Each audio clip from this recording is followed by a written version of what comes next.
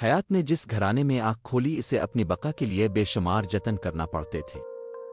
इसके बाबा सब्जी का ठेला लगाते थे जिससे दाल दलिया चल रहा था। इसकी माँ हमेशा इसके बाबा से लड़ती रहती। गुर्बत कौन सी बीवी बर्दाश्त करती है। हयात की माँ पढ़ी लिखी नहीं थी और अमारत से बहुत जल्द मरूब हो जाया करती।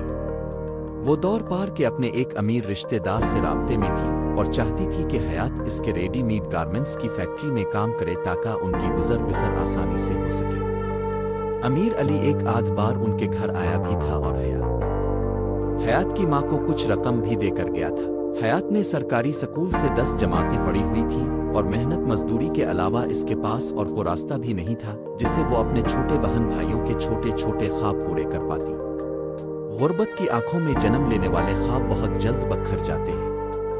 कुछ गरीब तो ऐसे भी होते हैं जो ख्वाब देखना तो दूर की बात अपनी आंखें बंद करने से भी डरते हैं। गुर्बत का सहारा ख्वाब ही तो होते हैं, वो भी अक्सर आंखों समेत नोच लिए जाते हैं। हयात की खास बात इसकी पुरकशिश आंखें थीं जिसमें इसने ख्वाब अगर सजाए थे तो वो इसके बहन भाइयों की खुशियों के थे। यही ख्वाब इसे अमीर अली की फैक्ट्री में ले गए। हयात की माँ बहुत खुश थी। इंसान कितना जल्दबाज है, खुश भी बहुत जल्दी हो जाता है और मायूस होने में भी देर नहीं लगाता। खुश तो अमीर अली भी बहुत था कि इसकी कजिन इसकी फैक्ट्री में काम करने एक थी। हयात इसकी खुसूसी तवज्जो का मरकज थी।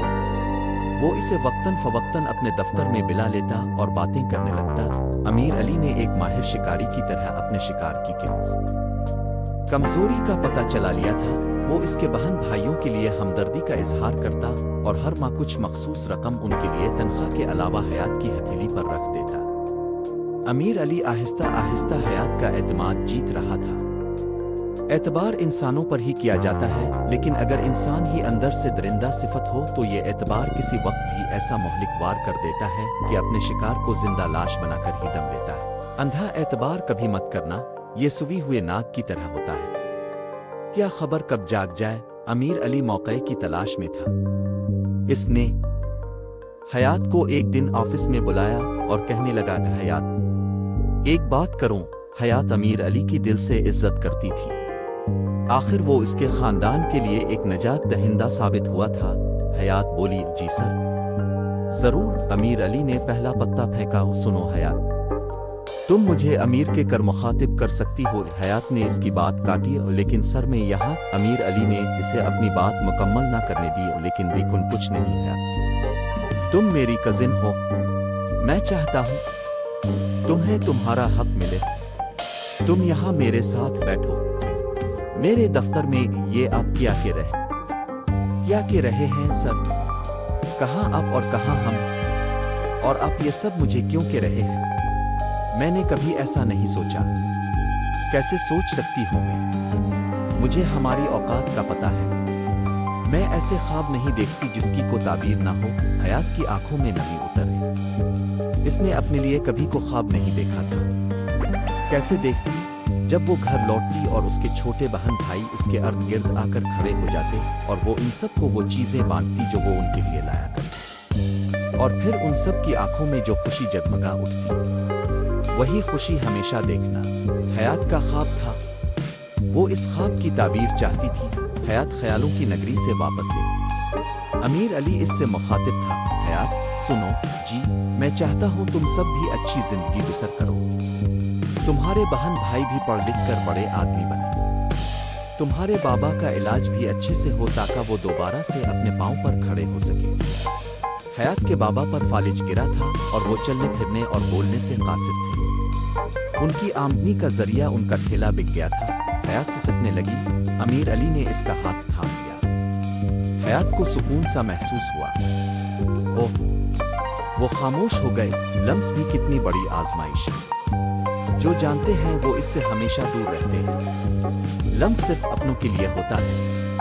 हम अपनों को भी जब इससे महरूम कर देते हैं तो फिर वो इसे बाहर तलाश करते हैं, और जब हकीकत का इदराक होता है तो बहुत देर हो चुकी होती है। हकीकत भी यही है कि हयात ने हमेशा अपनों को मोहब्बत दी थी, लेकिन वो खुद हमेशा प्यासी रही थी। अमीर अली पहला शख्स था जिसने इसे छुआ था, और लम्स का पहला तजर्बा एक लड़की के हवास मुअत्तल कर दिया करता है। जज्बात की मिट्टी में गुंधी हुई लड़कियां एक लम्हे के लिए खुद को भूल जाती हैं।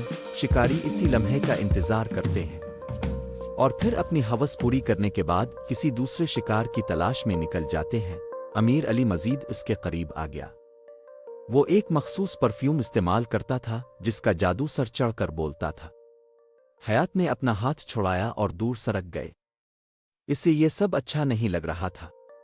वो वहां से दूर चले जाना चाहती थी। एक अनजाना सा खौफ उसके अंदर तक उतर गया था। वो मुज़ाहमत करने लगी। अमीर अली इसकी कैफियत भांप कर अपनी ऑफिस की कुर्सी पर जाकर बैठ गया। वो हयात के नॉर्मल होने का इंतजार करने लगा। हयात जज्बात के समंदर में डूबी हुई थी। इसे कुछ खबर नहीं थी कि वो इस तूफान से कैसे बाहर निकले। लम्स क़यामत था रहा था। हम मर्द कितनी कमीनगी के साथ मासूम रूहों के साथ अपना गंदा खेल खेलते चले जाते हैं। अमीर अली ने इसे प्यार भरी आवाज में पुकारा, हयात मेरी तरफ देखो। हयात ने को जवाब ना दिया। वो अभी तक नहीं संभली थी। आखिरकार उसने सर उठाए बगैर कहा, मैं जाऊं सर? अमीर अली ने कुछ सोचा और बोला, हयात मुझे गलत मत समझना। मैं तो सिर्फ ये चाहता हूं कि हम एक बंधन में